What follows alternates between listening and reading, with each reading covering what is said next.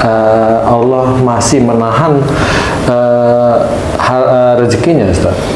Kalau dosa saya tidak tahu persis, tapi evaluasi apakah dulu dengan orang tuanya dia bermasalah, kan gitu. Karena pada saat dia itu menikah, umpamanya dia itu sudah lurus-lurus saja, umpamanya, tapi dengan orang tuanya bagaimana? Kalau dengan orang tuanya dia insya Allah tidak bermasalah, tetapi sampai saat ini itu seperti bermasalah, di titik mana bermasalah? Di titik mana? Kalau si orang tersebut laki-laki, di titik dia itu kekurangan harta, walaupun sebenarnya pas-pas saja sih, tapi merasa kekurangan harta. Belum tentu di titik itu adalah kekurangan beneran dari laki-laki tersebut. Nggak taunya pada waktu dilihat, dia itu kesulitannya di istrinya umpamanya. Nah, di titik istrinya ini sebenarnya ini tidak bisa dibangun kecuali istrinya sendiri itu paham.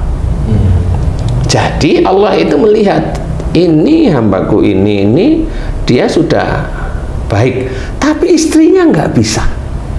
Dia banyak nuntut, dia banyak arogan, dia banyak ego, dia banyak menangnya. Karena istrinya seperti itu, si suami itu sulit untuk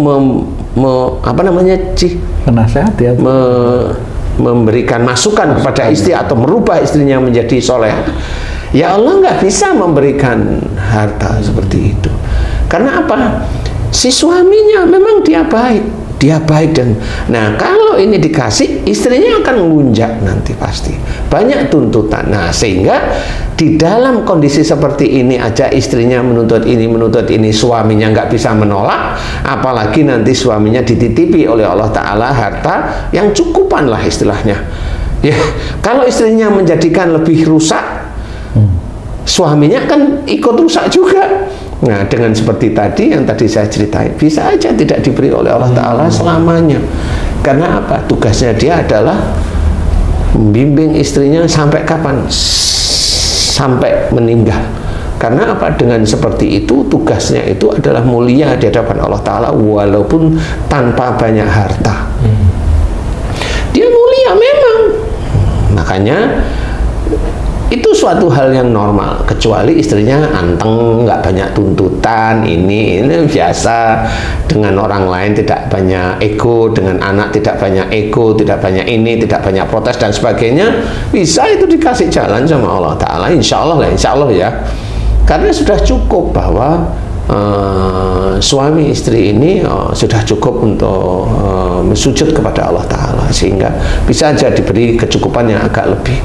Nah ini yang harus diperhatikan, bukan berarti Allah itu menyiksa hamba-hambanya, enggak, kita yang harus tahu. Jadi dosa di titik mana? Wallahu alam, kalau saya bilang dosa saya nggak tahu, cuma kalau saya ketemu dengan orang itu beneran, saya bisa korek istilahnya, sehingga titik-titik itu saya akan mengajak untuk mohonlah ampunan kepada Allah Ta'ala di titik itu. Kenapa? Saya kasih contoh umpamanya. Saya pernah datang seorang wanita muda cantik. Dia bilang, Ustadz saya pengen nikah tapi belum ada teman laki-laki. Belum ada, nggak ada, saya nggak punya teman laki-laki. Saya amati, ini cantik sebenarnya. Dari titik mana? Saya tanya, sholat gimana Mbak? Biasa saya tanya, ya Alhamdulillah 5 waktu. Sejak kapan 5 waktu? Sejak saya SMP sudah apa namanya? Sudah tertib lah istilahnya. Saya lihat itu, oh ya benar. Nah kemudian dia bilang, saya tanya, dia bilang nggak punya teman lagi, nggak punya Ustaz. Oke, saya tanya, Mbak sama orang tua, bapak dan ibu? Dia bilang saya sama ibu. Nah ini menandakan bahwa ini pisah nih. Bapak ibu pisah? Iya. Sejak kapan? Sejak SD. Ya. Kemudian saya tanya, menurut cerita ibu dan Mbak sendiri mengamati, melihat kan Mbak udah dewasa, kira-kira yang salah siapa? Menurut saya kira-kira bapak saya. Oke. Saya cuma tanya begini, Mbak pernahkah Mbak berdoa pada Allah Ta'ala, nggak sekali, nggak 2 kali, nggak 10 kali, beberapa kali itu berdoa seperti ini, ya Allah saya besok kalau punya jodoh tidak seperti ayahku, Beliau menjawab, benar Ustadz, saya sering berdoa seperti itu. Tidak boleh. Kenapa tidak boleh? Berdoa itu harus jelas. Kalau ayahnya Mbak itu zalim kepada ibu Mbak, doanya harus jelas. Ya Allah, aku mohon jika Engkau berikan aku jodoh tidak seperti akhlak tidak baik dari ayahku. Berikanlah aku jodoh laki-laki yang soleh. Itu harusnya. Dia diem. Itu salah? Saya nggak bilang itu salah, itu manusiawi. Tapi bisa aja di hadapan Allah itu salah. Kenapa? Karena Mbak doanya, ya Allah, aku besok kalau bisa punya suami jangan seperti ayahku.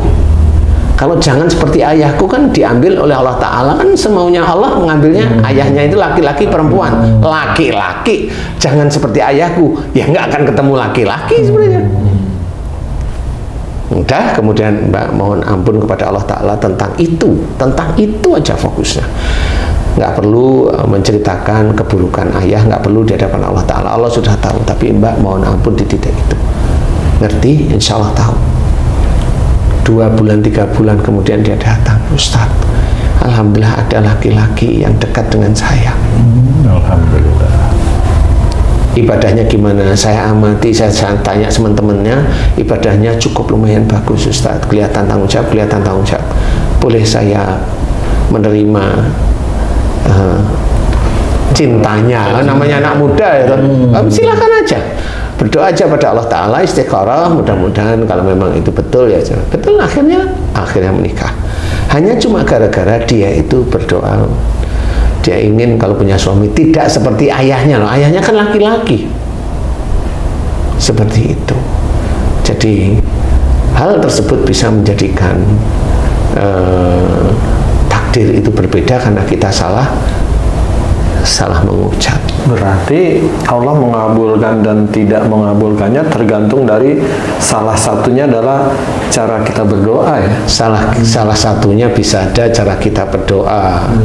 Kemudian dilihat imannya. Semakin iman itu kuat, iman kepada Allah Ta'ala kuat, kemudian dia minta duniawi, biasanya nggak terlalu dikabulkan. Karena sayangnya Allah aja. Cuma bagi orang yang tidak dikabulkan, jengkel, kecewa seperti itu. Makanya saya bilang jangan, karena memang yang kamu rasa tidak baik itu sebenarnya itulah yang terbaik untuk imanmu kepada Allah Ta'ala.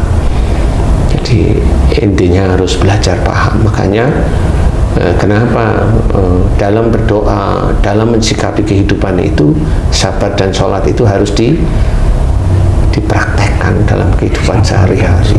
Iya. Saya harus belajar, sabar itu memang sulit. Ya, jelas. Wasta'inu bisabri wassalah wa innaha lakabiratun illa alal khasiin, itu sangat jelas sekali. Jadi mintalah pertolongan kepada Allah Ta'ala dengan sabar dan sholat. Sesungguhnya itu sulit, kecuali bagi orang-orang yang khusyuk. Kalau orang khusyuk itu sudah paham, oh takdirnya saya lagi begini, diterima, disyukuri, kan begitu. Jadi semua hal di dalam kehidupan di dunia ini, sholat dan sabar itu harus kita praktekkan. Jadi tidak hanya cuma sekedar teori. Nah, sholat dan sabar itu kita praktekkan ke setiap keadaan kehidupan kita di dunia, siapapun. Sabar dan sholat. Nah, begitulah kita harus pahami bahwa sabar dan sholat ini adalah penolong dari Allah Ta'ala. Jadi Allah akan melihat kita dalam kesabaran dan sholat yang harus kita jalankan setiap saatnya, apapun bentuknya. Makanya jangan berlaku sombong, bangga, riak terhadap nikmat yang dititipkan oleh Allah Ta'ala, karena nikmat itu dari Allah. Ma'asabaka min hasanatin fa min Allah. Apa saja nikmat yang kau terima itu dari Allah, nggak usah disombongkan. Kita tetap aja sabar, sholat, istiqomah di titik itu. Apapun yang terjadi, sabar, sholat, seperti itu. Mudah-mudahan ini bisa menjadikan kita dan sedulur beriman itu faham bahwa sabar dan sholat itu harus dipraktekkan setiap saatnya. Mudah-mudahan Allah senantiasa menilai, memberikan amal soleh kepada kita. Amin. Amin. Allahu a'lam.